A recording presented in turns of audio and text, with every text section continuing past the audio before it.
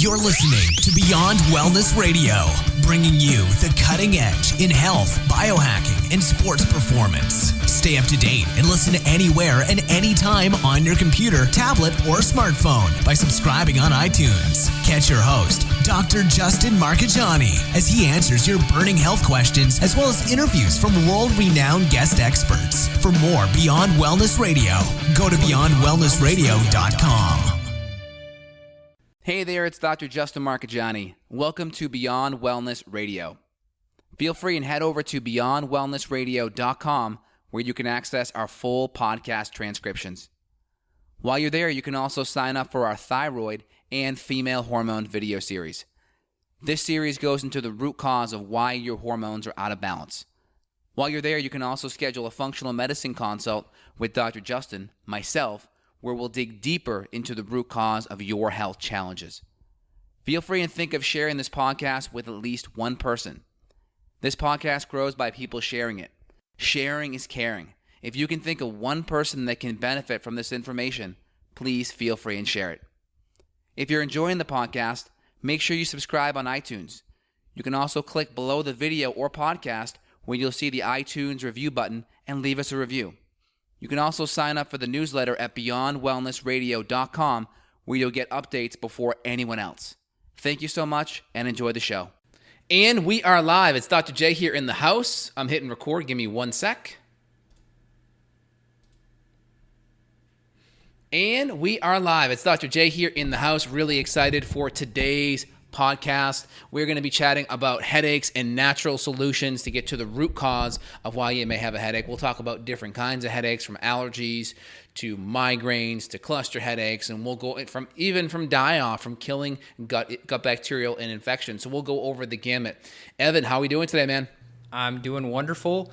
Let's begin this thing talking about the conventional solutions. Usually we do that later in the podcast, but let's go straight to the crap. The stuff that unfortunately works, but we don't want to depend on, like your ibuprofen.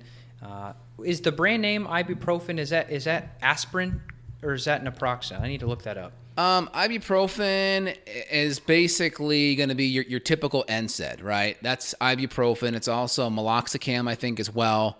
And then you're going to have like your Advil, and then you're going to have like your aspirin. Those are your big 2 or 3 right there. There's some different kinds. I think Advil is the same as ibuprofen. Tylenol is going to be, I think, your acetaminophen. I'll look those all up and I'll get the typical common anti-inflammatories for headaches. So we'll dive in a little bit more specific on the medication side, and we'll go over the natural support side as well on what's typically used, and we'll go over all the root cause. So in general, we have a couple different headaches, right? We're going to have a tension headache, which is going to primarily happen with just stress and pain. A lot of these muscles here in the shoulder and the neck get tight, and that can really cause trigger points and create headaches that are more musculoskeletal and soft tissue based, okay? We're going to have cluster headaches, which are going to be really, really severe. You're going to feel it behind the eyes. They're going to be very, very piercing pain, and there's different reasons for why those may happen. We're going to have potential sinus headaches. This can be from antigens or foreign allergenic material. If you're in Austin, it could be cedar, etc. And this could get into the sinuses, create inflammation. And there's different things that we do to decrease inflammation, to decrease histamine, and also flush a lot of this stuff out. And then we also have headaches that are more migraine-based, where we kind of have like an aura, that open book kind of feeling.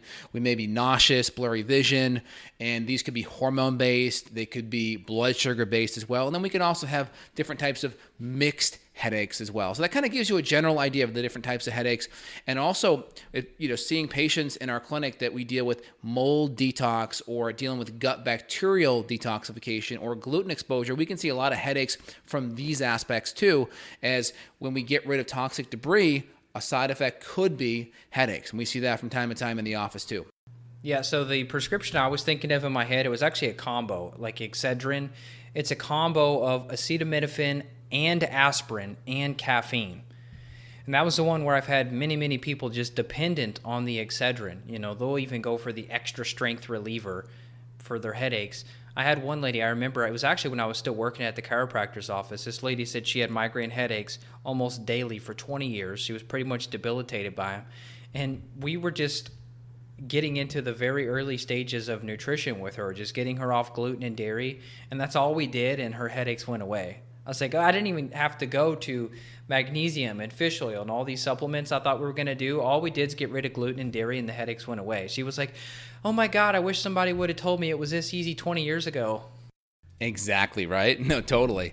So just to kind of give people a bunch of the different families of medications, we have our acetaminophen medication, which are primarily going to be like our Tylenol, for instance.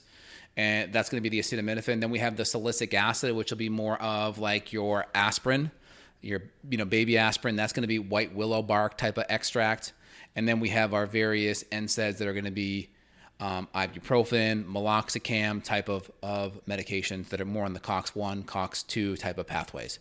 That kind of gives you a pretty good idea. There are some medications that are more prescription-based, all right? But those are the big ones that you're going to see mostly over the counter. Advil kind of falls into that same category as ibuprofen. And then, like you mentioned, the other ones that are kind of combined with the caffeine that are going to be more of your migraine pain relievers. Typically, they add the caffeine in there, partly because migraines, for instance, part of the mechanism is vasodilation, and caffeine actually does create some vasoconstriction. And so you would think that more headaches are caused by vasoconstriction and that caffeine or a stimulant would make it worse, but most of the time it's vasodilation, and the caffeine actually does a little bit more constriction and does help with the headaches. Drug that you're talking about, the prescription people end up on, is called Topamax. It's like an anti-seizure medication, but a lot of people end up using that for migraines as well. And that's what this lady, this whole 20 years of migraines, that's what she was on. I remember it like yesterday. She's been on it, and it helped her, but she had a lot of side effects from it, memory issues and drowsiness. Yeah, you'll see it with Aleve or naproxen as well, kind of similar things. You'll see it with those as well. Some of the pain relievers that kind of have the ibuprofen / caffeine kind of combo in there for sure. And some of these medications work, but they may not get to the root cause. We really want to make sure we get to the actual root cause of why these medications are needed. And some people, they may need it every now and then as a quick kind of stopgap. But if we can get to the root cause, number one, we're going to need less of those medications because we know, for instance, ibuprofen does kill people, 20,000 people a year on the low side. So we know it's not going to be the best medication to use long term. If it's a short thing here or there, fine. So we want it to be like kind of a last-ditch stopgap measure, not something that we're using daily. And then number two, other things like, for instance, Tylenol, for instance, it notoriously decreases glutathione as well, where ibuprofen is going to really decrease gut function and liver function too. Tylenol will hit the liver as well. So a lot of these things really deplete glutathione. So then if you're getting exposed to mold or toxins, or you just need your body's detoxification systems to be upregulated to deal with whatever stress is in your environment, it's going to be harder to detoxify your body and get rid of these toxins. Yeah, I remember when my daughter Summer, she had a concussion, and you could tell, she wasn't to the point where she was talking as good as she is now at age 3, but you could tell she had a headache. She wasn't feeling good. So we talked to the pediatrician. We go, well, what do? We don't want to just depend on topical magnesium, et cetera. Maybe she needs something a little stronger. And she said, well, go for ibuprofen because you really don't want to take that hit. It's like a 30+% hit of decreasing glutathione with the acetaminophen. So she said, you really have to choose your battles when it comes to pain relievers. And ibuprofen is generally the better choice over the acetaminophen. Exactly. Yep. And then also there are other ibuprofen or other, let's say, like Imitrex, and there's also other migraine medications that are SSNRI medication that are selective norepinephrine reuptake inhibitors, as there's a lot of, let's just say, data that dopamine and or serotonin can play a big role with migraines. So I'll see a lot of people that have migraines that have issues with their serotonin and dopamine, and we'll work on supporting some of the building block amino acids to boost up some of these precursor nutrients to make the serotonin and dopamine in their brain. That's a big one. Also, stress depletes a lot of these things. So we want to fix the underlying stress that may be causing a lot of the neurotransmitter depletion. Then we'll work on supporting some of these nutrients along with B6 as well. And that can play a huge, huge role. We'll also do extra magnesium along with that because magnesium really helps with brain inflammation. any of the microglial cells that have been upregulated due to brain inflammation. Magnesium can really help relax them. B6 is also very important too. And we may also do herbs like feverfew and ginger, which can really help attenuate and relax a lot of brain inflammation and decrease headaches for sure. Good call on the amino acids. So in terms of a testing standpoint, looking at an organic acids of someone who has headaches could be very fruitful, because you may see the B6 deficiency you've talked about. We may see low serotonin like you've talked about, issues with dopamine and endorphin balance.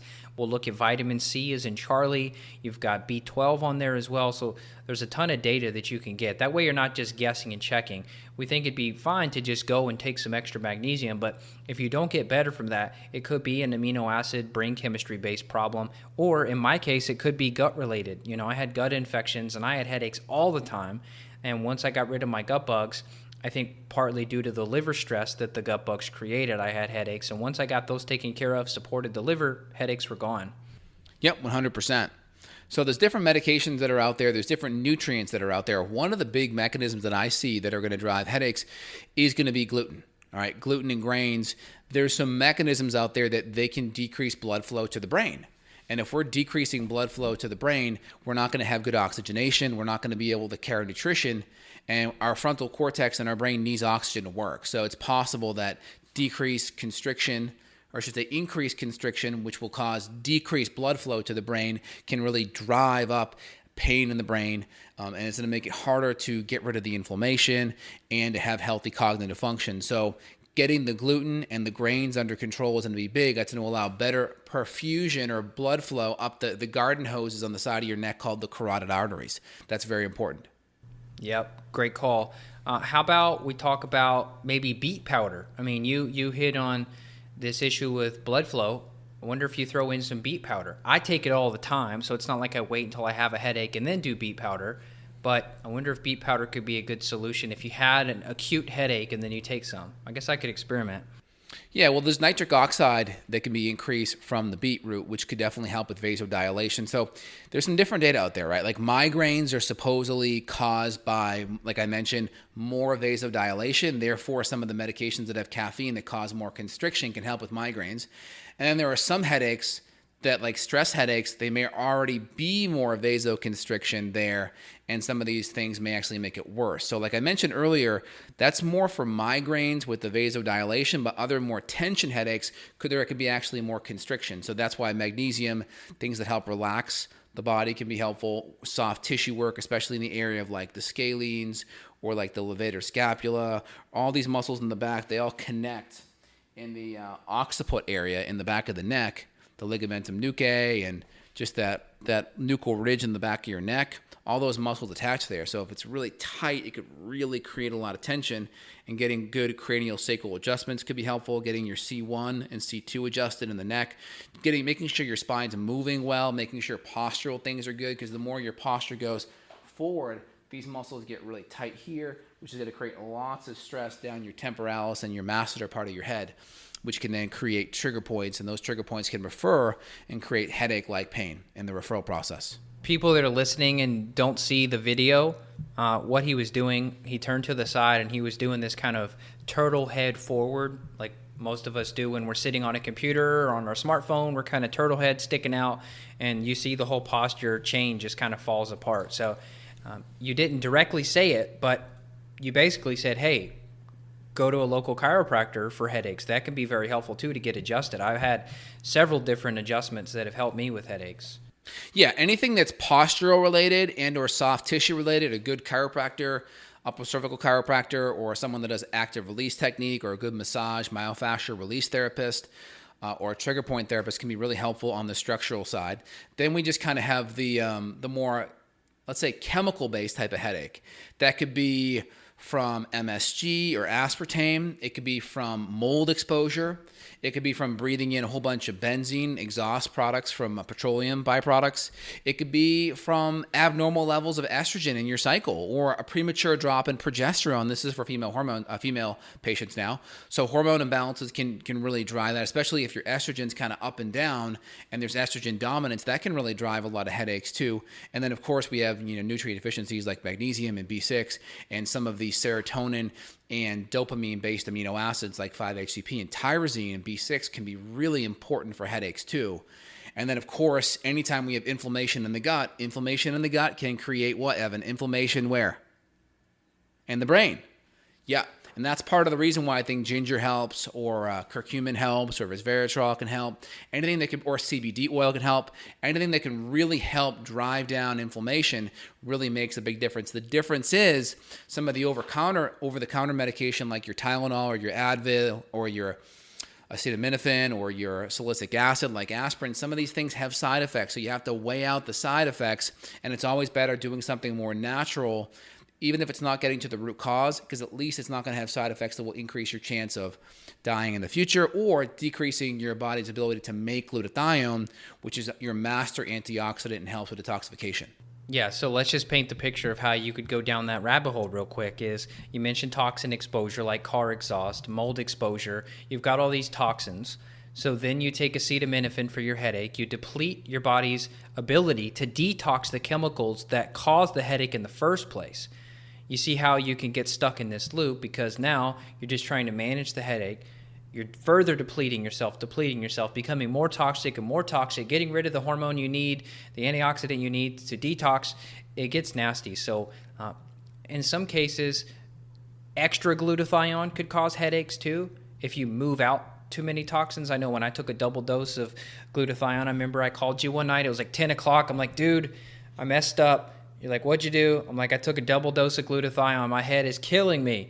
And so eventually it settled down after a few hours. So you gotta have somebody helping you with this, because you could just take magnesium and maybe it goes away. But if you're having a recurring problem like this, there's probably a root cause that hasn't been addressed. So getting the testing done, like the organic acids, getting a stool test done to look for these gut infections, like you mentioned, SIBO, candida overgrowth, parasites, all these bad guys are going to release toxins into the bloodstream to make you feel bad so that they can still feed on your food. And then when you try to kill them, they may release more toxins and create this die-off, and that is designed to make you feel worse. So you stop using the herbs that are going to fix the problem. But so it's always a matter of balancing killing versus supporting the liver, the lymphatics, the adrenals. It's kind of this seesaw balance that we're always trying to work on with people. Exactly. And let's kind of review the medications one more time. The conventional ones are going to be your Tylenol, which is your acetaminophen, and that's going to have big glutathione decreases with it. Then you're going to have your more ibuprofen. This could be like the meloxicam or the Motrin or the Advil. And these are, work very well, but, long term, they're going to have negative impacts on the gut, ulcerations, and your liver. And then we have Aleve and naproxen, which are kind of very similar to ibuprofen. And these can help with migraines too. Again, similar side effects. And then we have your Bufferin or your Ascriptin, which are essentially very similar to aspirin. And then we have your more migraine ones, which are the aspirin, acetaminophen, and caffeine combined. So it's kind of like your Tylenol with your aspirin and caffeine, and that's like your Excedrin. And that's going to induce the vasoconstriction that we talked about, because a lot of migraines are driven by vasodilation, so the caffeine added. So it's basically a Tylenol, an aspirin, and then caffeine to create the constriction, which will help with the migraine, which are typically associated with vasodilation, the brain opening up. Yeah, let's go back to diet real quick. We talked about gluten. We talked about dairy being an issue. I think we should also mention nightshades just as a whole. Tomatoes, peppers, potatoes, those can sometimes be issues with headaches. High histamine foods can be issues as well. So like fermented foods in some cases can be a problem. Kombucha can be a problem for some people. Avocado, I love avocado. I did one every day for a long time, and then I started to get migraine headaches from it. I stopped the avocados for about 3 to 6 weeks. I added them back in, no more headaches.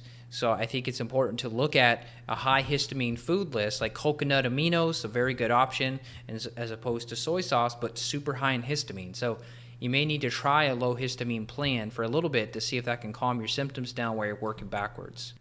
100%. Also, alcohol can be a big one. So anytime you drink alcohol, you're going to inhibit ADH. ADH is your anti-pee hormone. So when you have anti-pee hormone, that means you're going to pee more, right? When you have less of your anti-pee, you're going to pee more. So then you lose a lot of your minerals. And that's why I recommend always having 1 glass of alcohol to 1 glass of a Topo Chico or a Pellegrino to get the minerals in there. And you can always add some minerals into your water, like a Redmond's Real Salt. Those are excellent ways to get the minerals in, because minerals are part of how your nervous system works. And if your sodium, potassium pumps aren't working adequately, then your cells aren't going to be able to communicate and have adequate action potential to work neurologically. So sodium, potassium, magnesium, chloride, very important minerals, and they will get more depleted with alcohol. Yeah, so I've got some electrolytes in my mason jar here. That's what I was drinking since I went out this morning in the sunshine, and I started to have a headache come on. Maybe my electrolytes were imbalanced, so it's not going to hurt to play with this, and hopefully that will help me to replenish myself. Yeah, with your being on the boat and it being really hot, it's just probably some mineral issues. Your body's probably just sweating a little bit and you're losing a lot of those minerals, and you probably just needed to bring on board some extra water with extra minerals on there. So it's good that you're on top of that.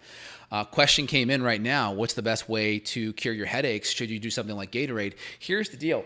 Guys, what you see right now with Gatorade over the counter is just a commercial version of how it actually came to be. I think it was the 1969 or 1970, it was either Orange Bowl or Rose Bowl, right? College football championship. And I think it was the Florida Gators, right? This is how it got the name Gatorade. I think it was someone in their science department created this electrolyte formula, and it, honest to God, tasted like rat piss. It was really bad. It was actually called Gator Lights, not Gatorade. And then I think Pepsi or Coke bought it, and then 20, 30 years later made a marketable drink out of it that is nothing like the original formula. But basically, it was just loaded in we had it loaded in electrolytes, and they weren't that nice tasting.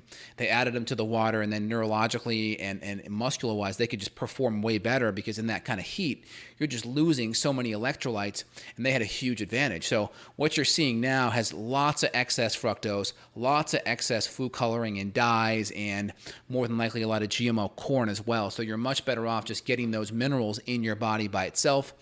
There are different formulas that are out there that we both use. I mean, you can do a Redmond's Real Salt's great. Trace Mineral Formulas makes a couple, one called Endure, one called 40,000 volts that works good. We use some other products called Potassium HP, and then obviously I'll use New Salt and Redmond's Real Salt, and we'll work these in as well. These are great first steps, and then also making sure we're getting enough potassium on top of that. Avocado is going to be your best source if you don't have a histamine issue. We can also do a lot of green vegetables. We can do sweet potato, squash, etc.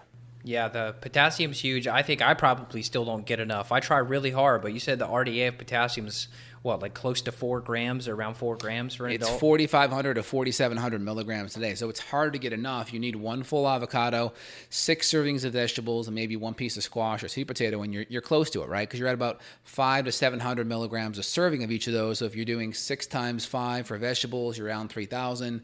An avocado, you're at 1,000 if it's a good size one. Maybe a sweet potato squash, you're around 4,700. So that kind of gives you a good step in the right direction. And then if we need, we just would add in some New Salt, or we'd add in some of these trace mineral support formulas that we use as well. You want to talk about essential oils for a minute? I have essential oils on hand. I put them in the diffuser. I'll put them on topically. I'll mix them into Epsom salt and put that into a mineral bath. Lavender is my favorite.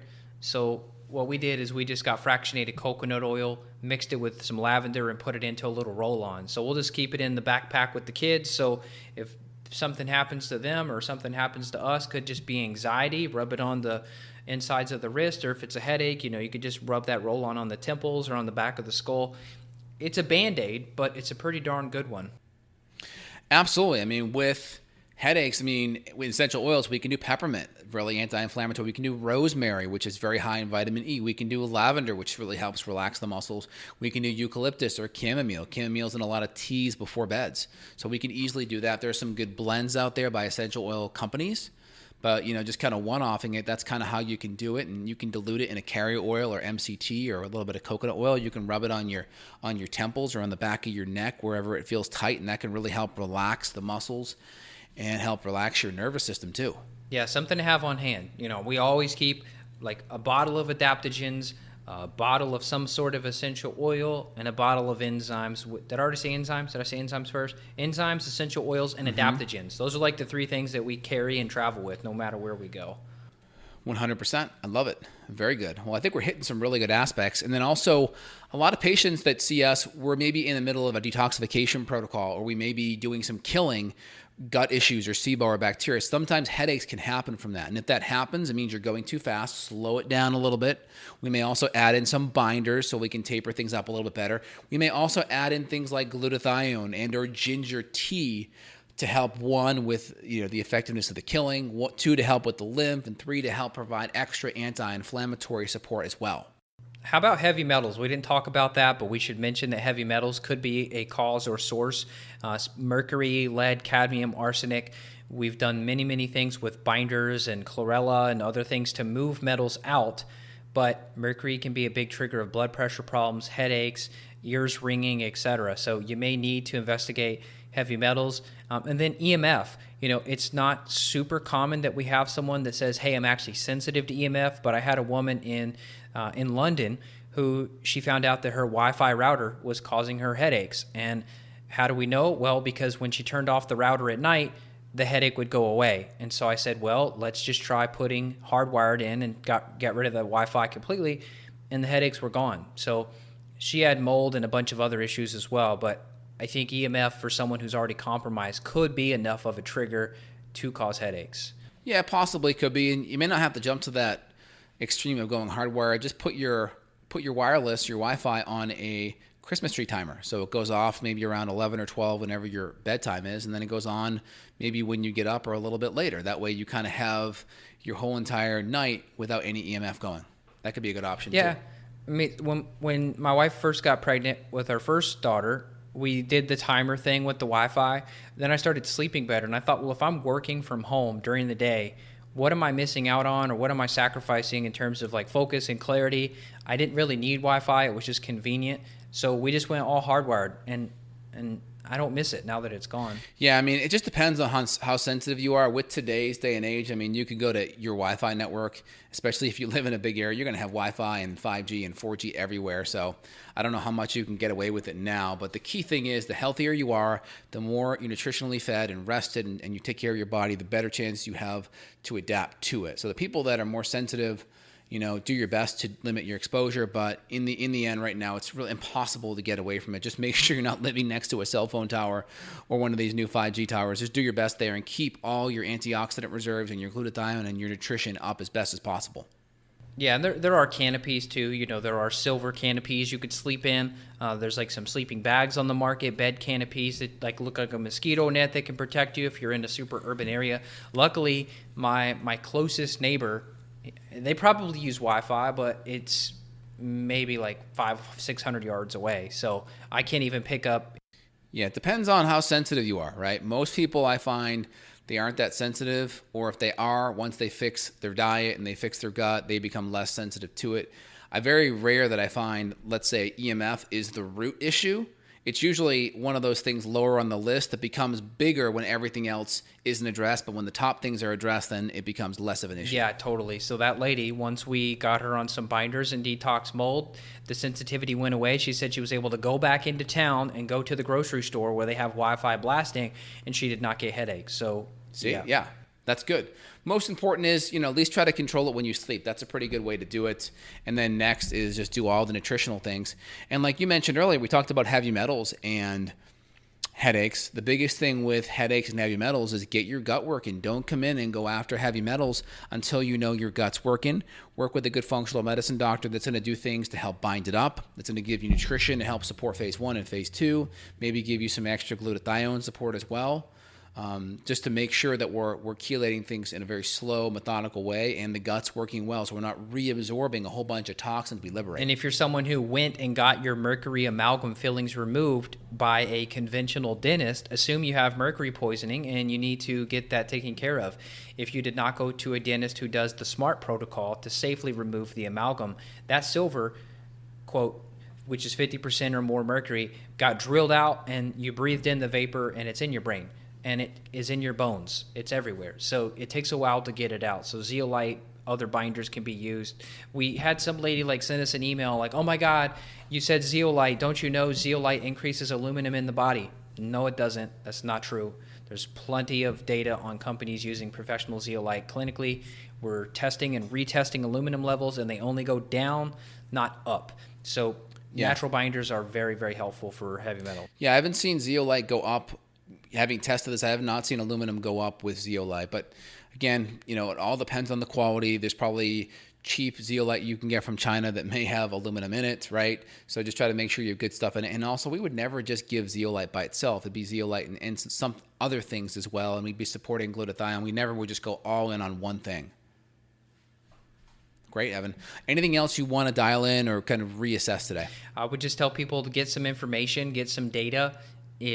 We always say, if you don't test, you've guessed. So could you take magnesium and lavender and feverfew and B6 and tryptophan? Yeah, you could, but do you know what you're doing? Do you know what you're going after? What's your goal? What are the puzzle pieces? Get the puzzle pieces. You're going to save money and you're going to save time by getting the data up front. And if you want to reach out, Justin and I work with people around the world. We can help you get some of these functional medicine tests done on yourself so we can get to the root cause. So Justin's website is justinhealth.com. My website is evanbrand.com. We love helping people. We're grateful to be in the position we are to help change lives. So please share the podcast. Send it to somebody you know. I guarantee somebody you know has headaches, and they could benefit from this podcast more than the new advertisement on the nightly news that says, hey, here's this new medication for headaches. This is better content than that advertisement. 100%. I think we're really working on the root cause. I hope everyone enjoys it. And if you do, put your comments down below. What have you all done to help improve your headaches or improve anything related to your neurological health? I'm just curious to know what supplements, what natural strategies. We want to be able to share that with the listeners. Would love to respond back. And if you guys are enjoying this, sharing is caring. We're going to have a good MP3 audio version as well. Click below to get the podcast version with the real high quality audio and transcription.